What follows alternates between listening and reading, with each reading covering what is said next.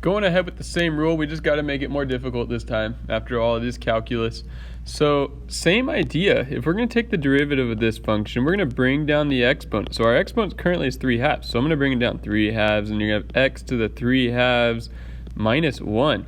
And that's usually where the confusion's at. What is 3/2 minus 1?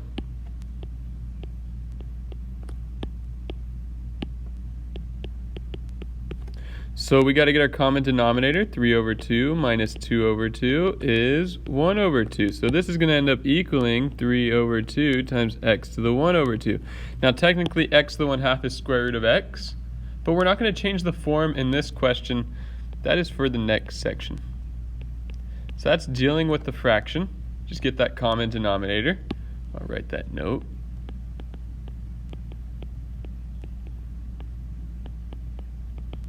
But come on, at this point of calculus, that's not the kind of thing that you should be stuck on, is subtracting fractions. But sometimes we just need to refresh our memory.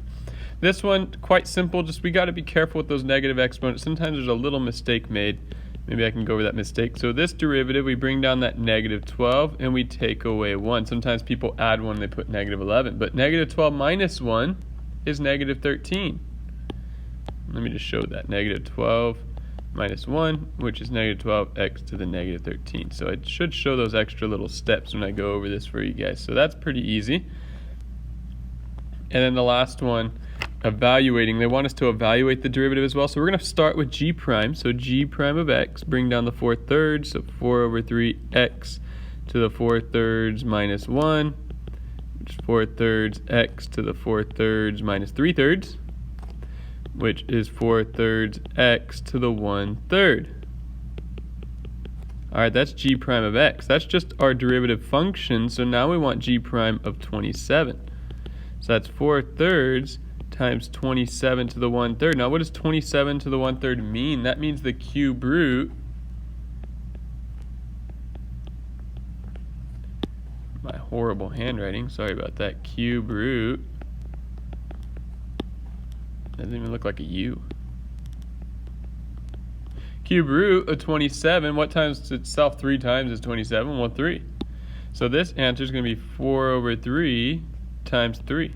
And then the 3's cancel and leaves you with just 4. So our answer, g prime of 27, is 4. We have another example here, and I'll go ahead and go through this one. So same idea. What is the value of the derivative of x to the 1/3 at the value x equals 8. So we're going to start with the derivative of 1/3. The derivative of x to the 1/3 is going to be 1/3 x to the negative 2/3. I know I kind of skipped the whole fraction part. And so what happens with a negative exponent? It has to go to the bottom. So we have 1/3 x to the 2/3. So what about this?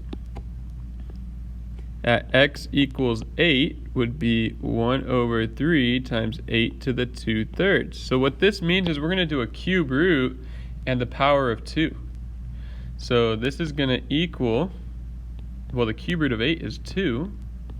Then we have a power of 2 left, so 2 squared is 4 times 3 is 12. So this is going to be 1/12. So we cube root it because the bottom, the denominator there, cube root of 8 is 2. Squared is 4 times 3 is 12.